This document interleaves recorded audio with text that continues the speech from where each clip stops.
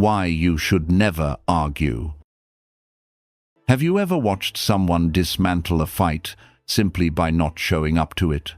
No raised voice, no clever comeback, just a calm that makes the other person swing at air. That quiet force is what Machiavelli was hinting at 5 centuries ago. The moment you argue, you step onto terrain someone else chose, and you hand them the map to your emotions. Stay with me, because in the next few minutes, I'm going to show you how one analyst turned a loud-mouthed co-worker into a cautionary tale without ever raising her voice. Picture this: open-plan office, coffee still steaming, inbox already screaming.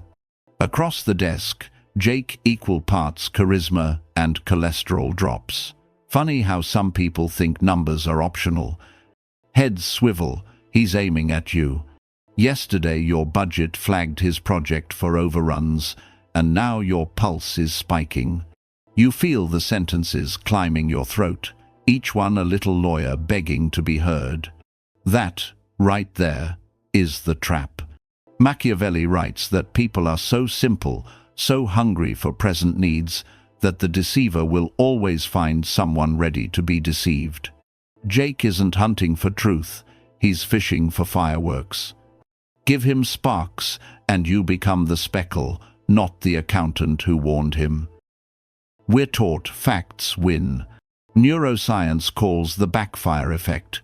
Push evidence, and the other side digs deeper. Machiavelli adds the political lens. Humans follow self-interest, not syllogisms. Translation: Jake's pride is worth more to him than the quarterly surplus is to the company.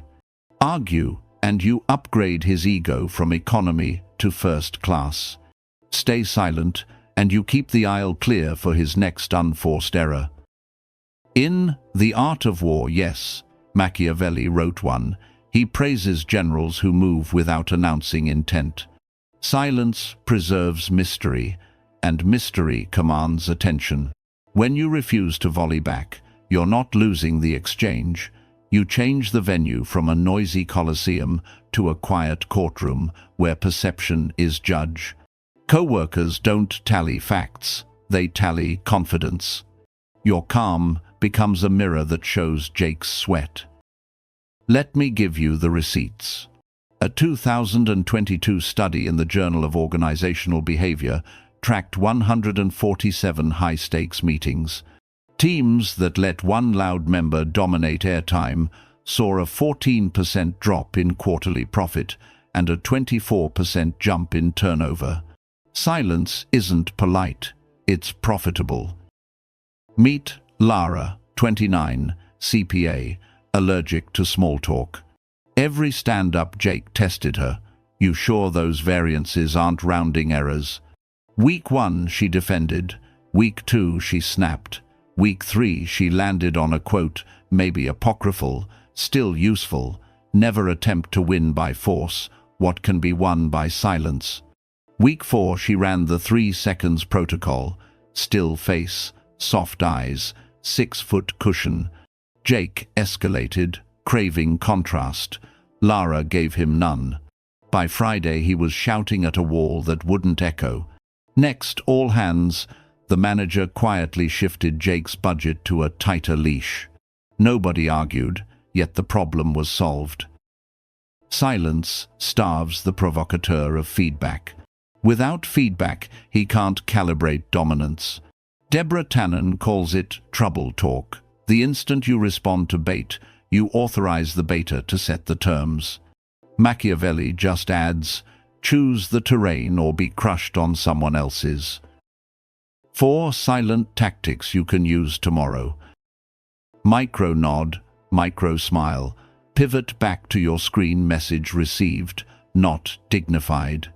Repeat their last 3 words as a neutral question. Rounding errors, then pause. Forces them to own the statement. Broken record 1 calm sentence. The numbers are in the deck. Say it identical. Every time consistency is psychological sandpaper. Exit line. I'll revisit this when there's data. Walk, not fleeing, controlling the clock. Don't explain your silence. Annotation turns power into performance art. Don't smirk. Contempt is still engagement. And never use, as per my last email, the corporate equivalent of firing while standing in quick dry cement. Same law applies on Twitter, Teams, family WhatsApp. A troll wants the last word. Give him 2 of yours, and he multiplies. Accounts that reply to fewer than 10% of bait gain followers 1.8 times faster. Onlookers equate restraint with credibility. Sometimes the board wants answers. Use the minimum viable sentence. 1 fact, 1 consequence, 1 action. We're 12% over. Corrective reforecast submitted. Deadline Friday. Then close your mouth. Brevity is the velvet rope that keeps drama off the guest list. Train the muscle low stakes. Next time the barista botches your order, say, "I ordered no cheese," then count to 5 in your head. Most people fill silence with concessions. Graduate to group chats. Drop a single emoji instead of a paragraph.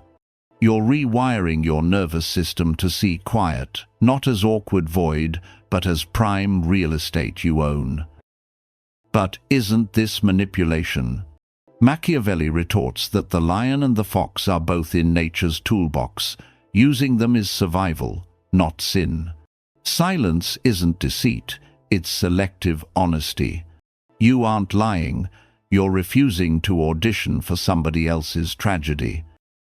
Marcus Aurelius wrote, "The best revenge is to be unlike your enemy." Strategic silence overlaps stoic indifference.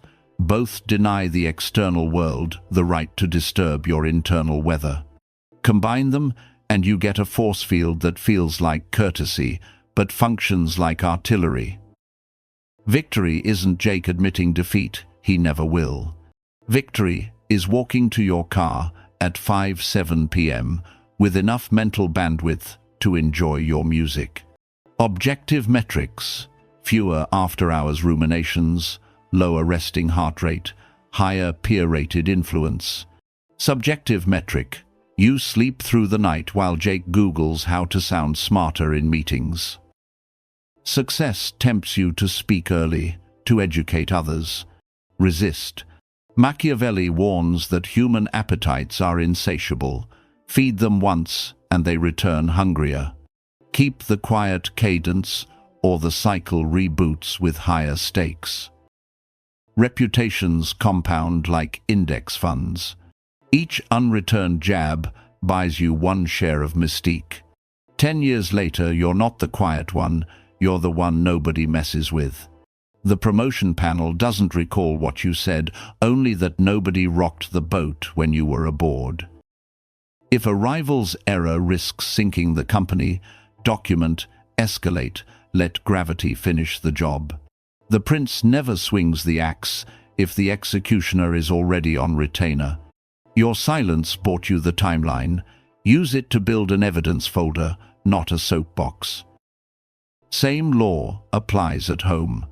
Arguments about dishes aren't about dishes, they're about respect. Replace rebuttal with inquiry. What would feel fair to you? Then, hush. Let the room absorb the invitation. You'll be shocked how often the other side negotiates against themselves. Labels like cold are last-ditch weapons. Thank them for the feedback and return to task. The accusation is a request for emotion tax. Decline politely. Remember, branding you cold is cheaper than admitting they're overheated. Draft your reply. Park it. Run an errand. If it still feels indispensable tomorrow, send a version cut in half. 90% of would-be arguments dissolve like Alka-Seltzer overnight. 5 takeaways. Arguments expose, silence shields. Control the frame, not the flame. Let silence compound into authority. Speak only when words improve quiet. Victory is emotional surplus at day's end.